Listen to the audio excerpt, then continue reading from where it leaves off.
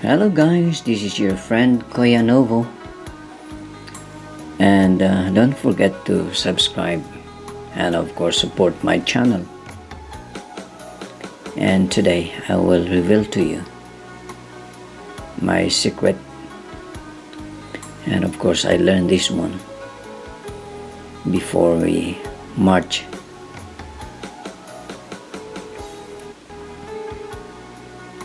receiving my certificate or diploma from UCU University or Urdaneta City University.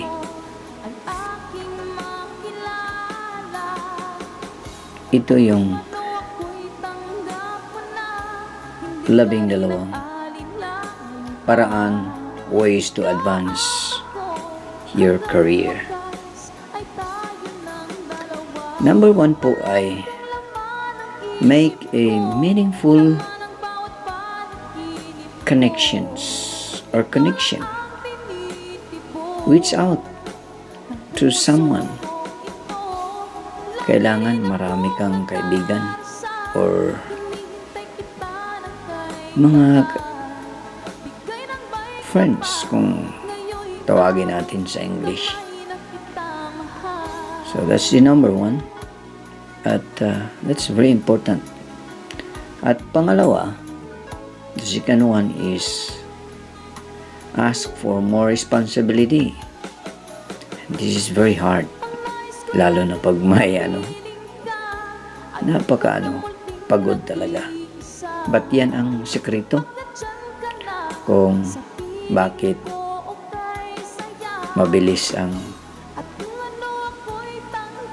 promotion or mga pabor galing sa inyong employer. May mga bonus or mga extra na mga award dahil sa espiritu na palaging nagtatanong kung ano pa ba ang trabaho na maitulong natin o maitutulong namin sa inyo. Yan, ask for more responsibility.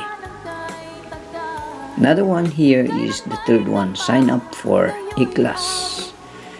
So, kailangan mag-upgrade after your degree.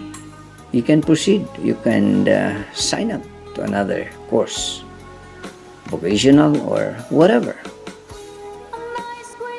So that's another secret.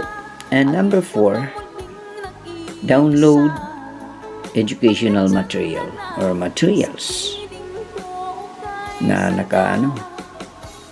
very important lalo na sa inyong field.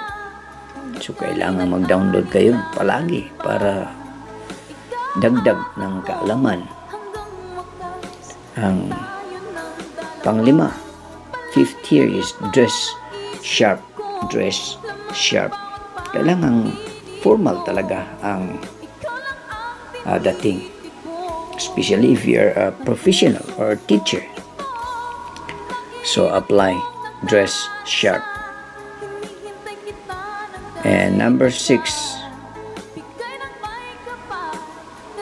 ito yung tinatawag na volunteer or voluntarism. So, pagod pa rin ito. Lalo na pag walang sweldo or walang no extra reward or no money involved. Just volunteer, working or helping to your friends, to your employer.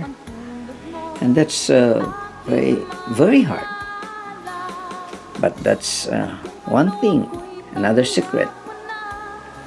And the number 7 here is speak to your mind. Kausapin natin ang ang utak, brain, sariling mind.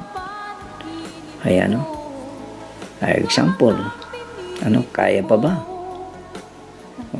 Kausapin talaga natin. Number 8 here is be nice to someone. So, kahit na pagod na, ay pakitaan pa rin natin ng kabutihan ng ating mga kaibigan. To our employer, if they need help, though we're a little bit tired or bored, but still responding, like giving them a positive response. So be nice to someone. Number 9 is learn more about your computer or gadget or mga ano pa bang mga tools nyo dyan. So kailangan familiar.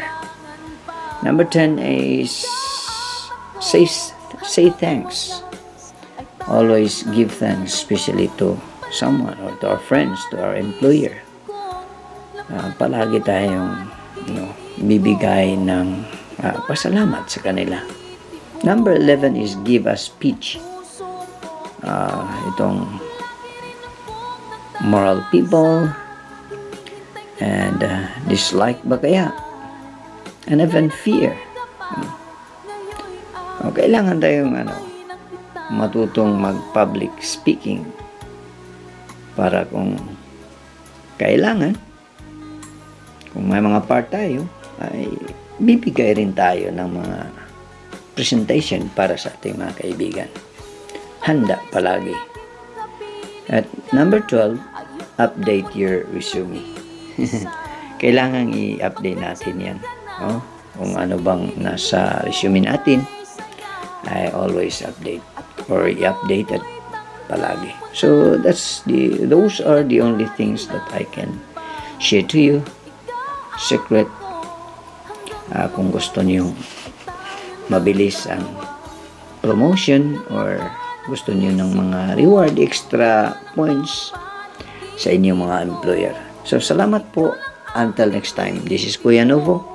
Don't forget again to subscribe, follow my page and my YouTube channel. Bye-bye until next time.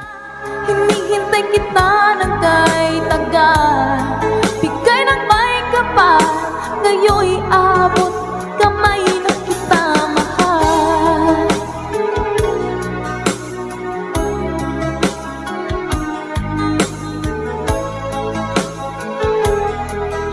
Ngayon'y abot kamay na kita mahal. Ngayon'y abot kamay na kita.